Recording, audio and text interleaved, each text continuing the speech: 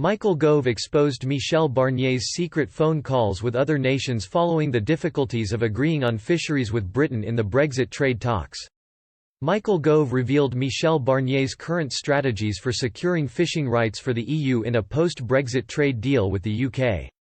During the European Union Select Committee meeting, Lord Teverson questioned whether the UK would ever be able to find common ground with the EU regarding fisheries. Mr. Gove admitted fisheries remained a contentious issue for many nations, particularly those in Britain who voted for Brexit. Mr. Gove then explained Mr. Barnier may be looking for alternative methods to solve the crisis surrounding fishing waters in the trade talks after realising Britain may not easily agree to the EU's demands. Mr. Gove said, "It is interesting that, as we understand it, Michel Barnier had a call with the fisheries ministers of various nations earlier this week, and he may or may not have been seeking some flexibility from them." He added, "Whether we are inflexible, or they are resolute, or they are stubborn and we are principled, whichever way you cut it, there is a stand-off there."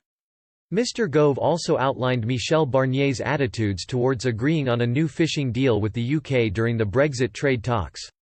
Mr. Gove said, Michel Barnier argued he doesn't want to look to the past with these agreements, he wants to look to the future. But one of the contentions that David has made, which I strongly agree with, is that they are looking to the past. Stock management and climate have changed what is happening in our waters.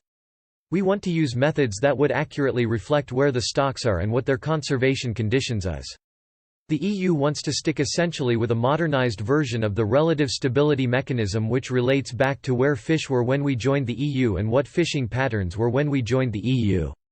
Mr. Gove also insisted he did not want to be overly critical of the other nations and their demands. He said, "I don't want to be unduly critical. If I was the Irish or Danish fisheries minister I would fight for my sector as well.